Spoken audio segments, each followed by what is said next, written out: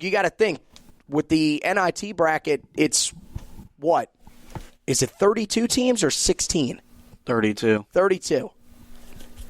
I don't think that Carolina has enough to make it into that bracket right now, which is kind of sad. Oh, yeah. No, and if they don't get invited to the NIT, Roy Williams won't play in the CBI. Oh, shouldn't.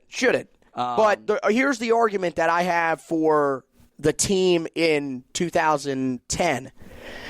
You look at it, very similar starts. Team that started, struggled against some teams. I mean, you remember, struggled against Florida International, struggled against Valparaiso, which was a team that was not really all that great at the time. But here's the thing. They beat Ohio State, granted on a neutral court. That was a team that was ranked at the time. They beat number 9 Michigan State at home. Granted, they lose to number 5 Kentucky, but they lose by 2. Very competitive game. And you go down the schedule. They really never got, against a Clemson team that was good at that time, lost pretty handedly at Clemson. Got beat by Georgia Tech, but again, kept that competitive with a team that, this is how you know that was a long time ago. A Georgia Tech team that was ranked 20th in the country at the time. And, when was the last time we saw Georgia Tech anywhere near that? You brought up the Duke game. The first matchup, which was in the Smith Center, Carolina lost by 10. The second matchup was where they got blown out.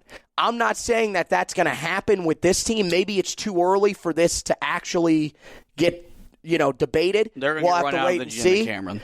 That's the problem. It might be very eerily similar. It's weird how closely connected those seasons are. A lot of people want to draw the comparisons to 2002 and 3. I don't think it's really that bad in terms of that team that was 8-20. This team, I think, because of the injuries, as you mentioned, is just a worse in the win column version of 2009-10. I just feel like when you look at that 2009-10 team, I don't remember going into every game with thinking that there was absolutely zero chance that this team was going to win the game. They were at least competitive because you had guys like Deion Thompson, who, let's be real honest, Deion wasn't the most talented player, but had the work ethic. You had a guy like Will Graves, again, not a very talented option, but a guy that was a hard worker, still found a way to be a huge contributor on that team that year. This year, it just feels different because I feel like this year you look and you say, we've got the talent. Even with the injuries that we've got enough talent to where we should be winning some of these games, and we're not. Not only are we not winning these games, we're getting stomped in these games. That's where I think it's really that's where I think the difference is. And the other thing, the longest losing streak that this team had back in 2009, 2010 was only 4 games. That's become a normal thing for this 2019-20 team. So, yeah. All right. Well, something that we'll revisit down the line. So, we're going to wrap it up. Thank you for getting on here and arguing. That's what I do best. That's why I'm in the field. It was a good podcast. A lot better than the one we did previewing Wake Forest. So, thank you for your time. That's a low bar to set right there. We'll wrap it up with talking to you about the HeelToughBlog.com. A lot of great stuff on the website. You got all the stuff from the Wake Forest game, my recap, Anthony's analysis up on the site. Football news is going as well. We're getting closer to spring practice. Carolina hired its replacement for Tim Brewster. Doesn't feel like this guy's going to be a one-and-done kind of guy like Brewster. Good coach.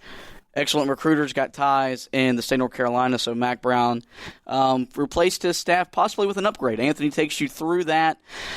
With that article. Check all that stuff out on HeelToughBlog.com. We're going to encourage you guys to subscribe to the podcast. We went back and added some new sites that we were on, sites we were not on. We're on Spreaker, iTunes, iHeartRadio, Spotify, TuneIn, Himalaya, Player FM, Blueberry. We're on all these podcasting sites. So you can go find us, give us a like, give us a review, tell me how I did, tell me how Anthony did. But most importantly, I want you to subscribe. That way you get all your podcasts and your podcast feed every time we upload an episode. Well, that's going to do it for the 114th edition of the Your Always Boys podcast. I want to thank you guys for listening. Go Tar Heels.